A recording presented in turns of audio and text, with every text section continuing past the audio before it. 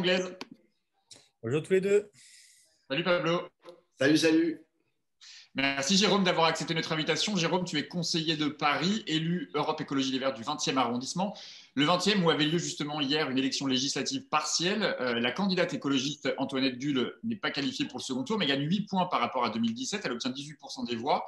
L'abstention y a été très élevée, 84,5% d'abstention. J'imagine malgré tout que le résultat des écologistes est un signal encourageant. Oui, c'est encourageant parce que ce n'est pas la meilleure circonscription du 20e arrondissement pour nous. On est beaucoup plus fort sur la 6e où il y avait eu Cécile Duflot d'ailleurs qui avait été députée. Celle-là, donc, on est très faible sur la partie des quartiers populaires donc, qui longent le périphérique, même si on est plus fort sur Belleville.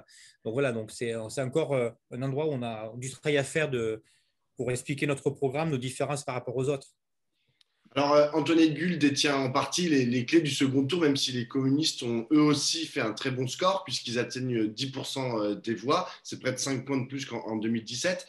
Votre candidate se retrouve en situation un peu de faiseuse de reine, puisque le second tour verra s'affronter une candidate socialiste, Lamia El Harajé, arrivée en tête face à Danielle Simonet, la candidate France Insoumise. Est-ce que ELV va jouer les arbitres? Est-ce qu'il va y avoir une consigne de vote ou est-ce que vous n'allez rien dire du tout?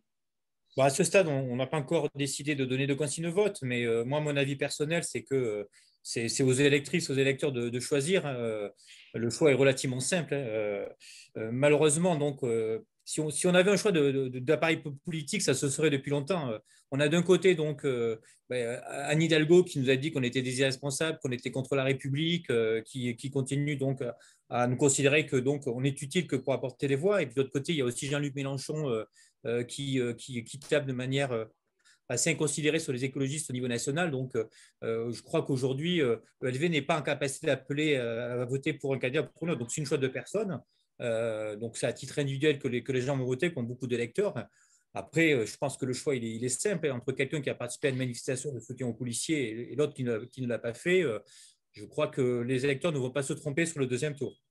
Il y a une chose que tu n'as pas dit. Tu as dit qu'effectivement, c'était la candidate d'Anne Hidalgo, mais on voit déjà les soutiens arriver aussi de la candidate socialiste. Les députés de Paris, de La République En Marche, appellent sans ambiguïté à voter pour Lamia El Harajé, la candidate socialiste. Est-ce qu'il n'y a pas un signe, est-ce que ça ne donne pas un signe aussi entre le choix des deux électeurs? Est-ce qu'il n'y a pas, finalement, est-ce que ce n'est pas le choix de Macron, la candidate socialiste? Est-ce qu'il n'y a pas cette lecture-là à faire aussi? D'abord, il n'y avait pas de candidat en marche au premier tour, donc c'est déjà un premier signe.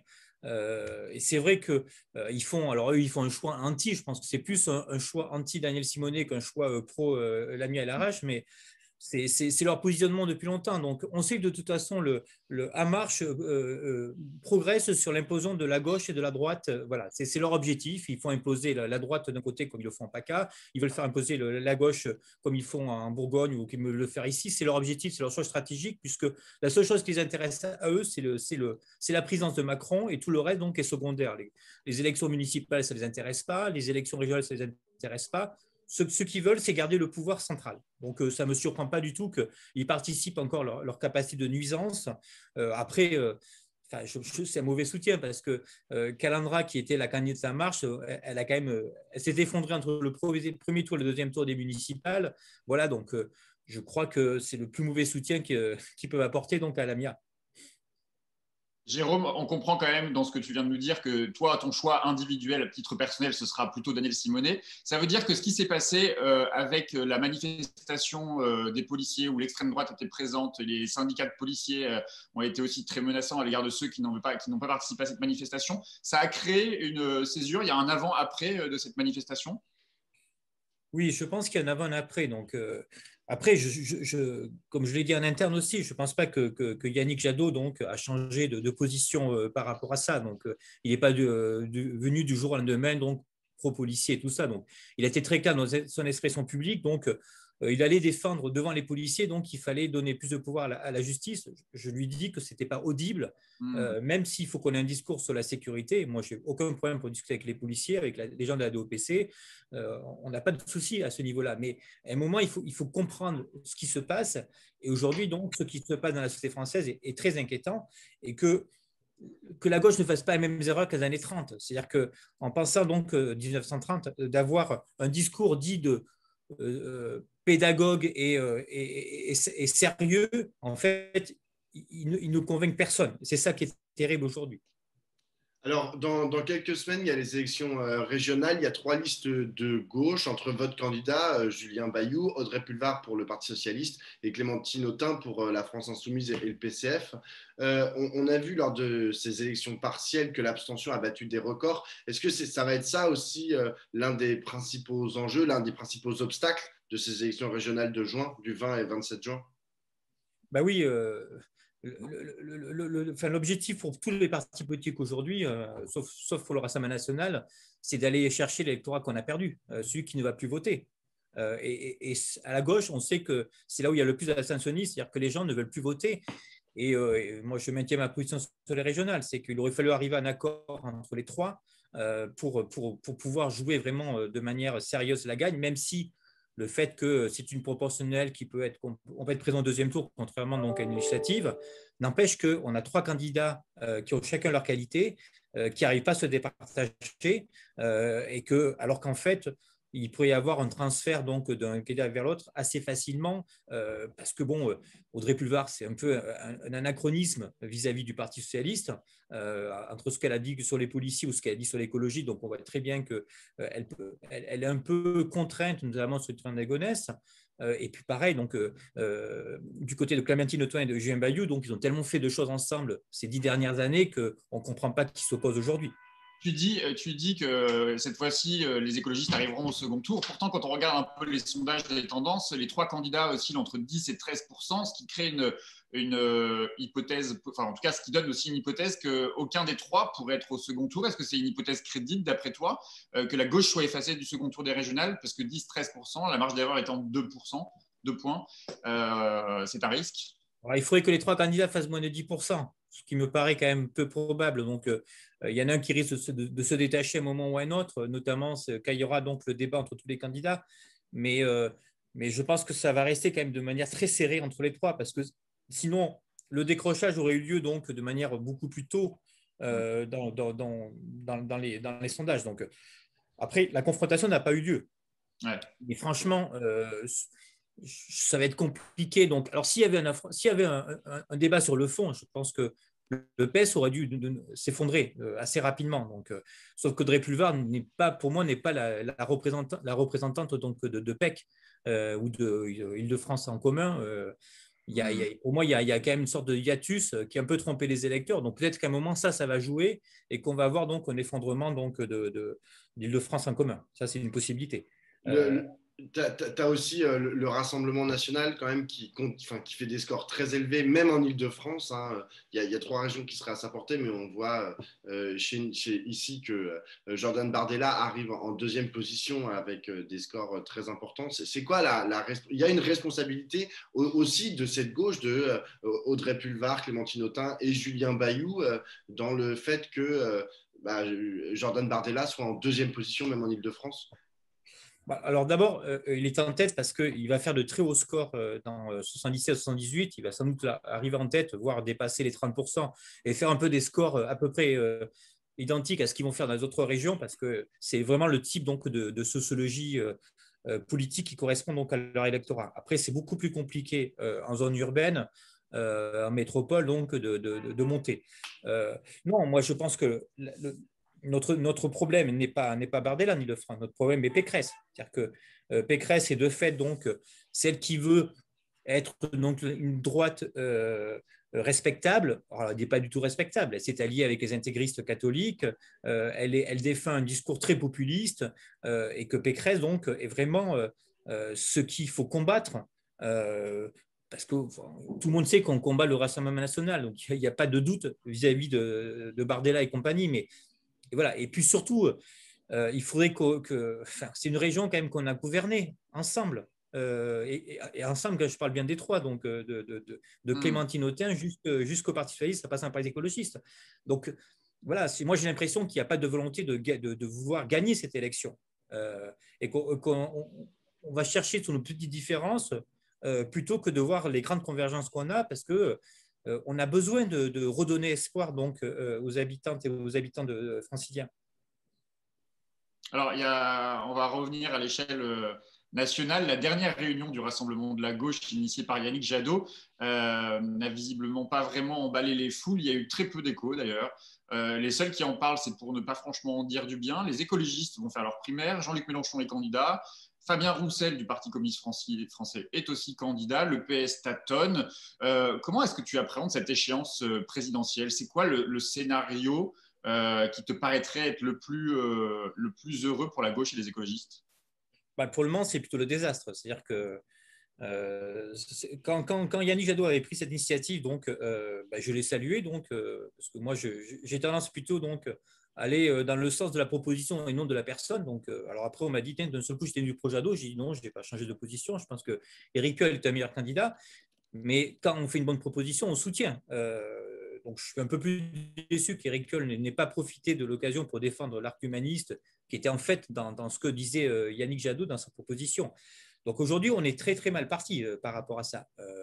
On a un problème donc d'incarnation, on a un problème de programme et on a un problème de stratégie. Donc ça fait beaucoup à un an des élections pour s'en sortir. Donc j'espère qu'il y aura un sursaut après les régionales. C'est-à-dire que peut-être qu'on va se rendre compte qu'on va se planter au régional et que donc il faut réagir si vraiment on ne veut pas continuer. Parce que moi, ce qui m'inquiète le plus, c'est cette déconnexion entre la présidentielle et les législatives. Donc, de seul coup, on a l'impression que les appareils pensent qu'on va essayer de sauver les meubles aux législatives, voire même de gagner aux législatives ce qu'on aura perdu à la présidentielle, puisqu'il y en a qui théorisent le fait que Macron donc, est incapable de gagner les législatives et que donc on risque d'avoir un gouvernement sans majorité et qu'on risque d'avoir trois gros blocs. Mais s'il y a trois gros blocs donc, dans ce scénario, c'est qu'il y aura un bloc RN, un bloc droite LR et En Marche, et un bloc écolo et gauche.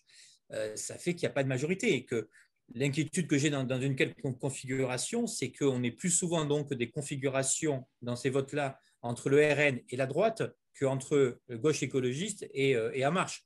Donc voilà, je pense que ceux qui jouent cette stratégie-là, donc, ils ne regardent pas ce qui s'est passé dans l'histoire. Ce genre de stratégies sont des stratégies qui sont toujours perdantes pour la gauche. On a une dernière question, Jérôme. Justement, tu parlais du maire écologiste de Grenoble, Éric Piolle. La semaine dernière, sous pression de l'extrême droite et du printemps républicain, il a fait annuler un partenariat avec le festival du mois décolonial dans sa ville à Grenoble. Il estime ne pas avoir été prévenu suffisamment en amont et qu'une institution n'a pas à financer un festival militant. Est-ce qu'il a eu raison selon toi ou c'était une erreur? Bon, ça a l'air un peu plus compliqué que ça, parce qu'en fait, il y a eu deux positionnements. Il y a le positionnement de la commune, puis le positionnement d'Éric par rapport donc, à cette situation. Donc voilà, il se peut moi je n'ai pas le détail de ce qui s'est passé, mais il se peut que toute information n'ait pas été donnée sur la nature de l'organisation.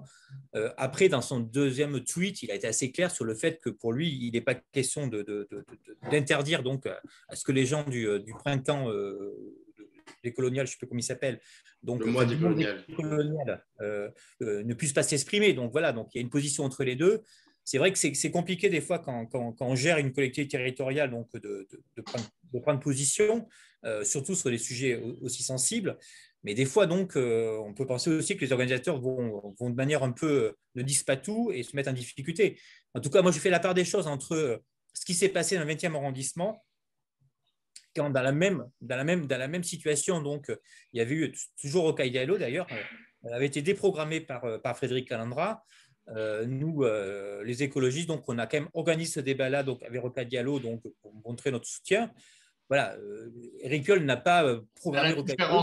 Jérôme, à la différence près qu'effectivement, à la limite, dans le 20e arrondissement, c'était la mairie qui organisait. Là, c'est un festival qui organise, donc qui devrait avoir son indépendance de son autonomie de choix de ses intervenants, parce que ce qui a fait débat, c'était la présence de Taha Bouaf et de Rocaille Diallo, effectivement, dans cette semaine, dans ce mois décolonial. Mais moi, ce qui m'a plus frappé, et c'est là-dessus qu'on va arrêter la midinale, mais c'est l'argument de Éric Piolle qui dit qu'une institution publique n'a pas à financer un festival militant. Tu es élu de Paris, j'imagine que tu votes la délibération de soutien au festival Solidaire, ce qui est un festival militant. Cet argument de ne pas financer un festival militant au prétexte qu'on serait une institution, tu en penses quoi? Je pense que oui, ça c'est une erreur de positionnement parce que Mais je pense que, c'est pas que la question. Cette défense-là est un peu maladroite par rapport à ça, parce qu'il n'y a pas que ces sujets-là. Il y a les sujets donc sur les animaux. Il y a plein de choses que l'on peut organiser. Donc, il n'y a pas que Solidays. Donc, c'est-à-dire que. Et puis après, il y a une question aussi de manière générale. On voit très bien à Paris, c'est sur le délit d'opinion. Ça veut dire que, par exemple, on attaque la FASTI, on attaque l'accord sur le fait que par rapport à la prise de position politique. Et la question, même pour nous, écologistes, hommes de gauche ou femmes de gauche, c'est qu'on devrait aussi, quand il y a quelque chose sur lequel on n'est pas d'accord, mais qui est de droite, on n'a pas non plus à prendre une position sur le contenu du débat, sauf quand ça attaque donc les principes généraux, comme le mariage pour tous, des choses comme ça. Mais de manière générale, quand la droite a aussi d'avoir le droit de se défendre sur un truc de libéralisme et tout ça, donc voilà, c'est-à-dire qu'il faut voir ça des deux côtés. C'est-à-dire qu'on a tendance un peu à trop focaliser uniquement de notre point de vue, mais dans ce cas, il faut être impartial. C'est-à-dire qu'on dissocie donc ce qui est le débat d'opinion de ce qui est du choix politique. Et c'est vrai que là, tous, et c'est peut-être aurait-il pu être la meilleure défense sur ce coup-là, en disant que moi, j'aide au débat politique, que je sois pour ou que je sois contre.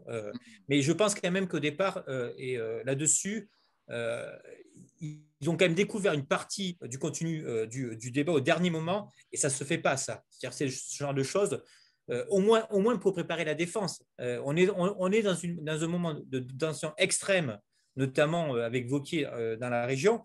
Donc, on prévient les éléments de langage et tout ça. Et dans la précipitation, on peut faire des erreurs. Bon. Merci beaucoup, Jérôme. Merci beaucoup, Jérôme. Merci, à très bientôt sur le sujet.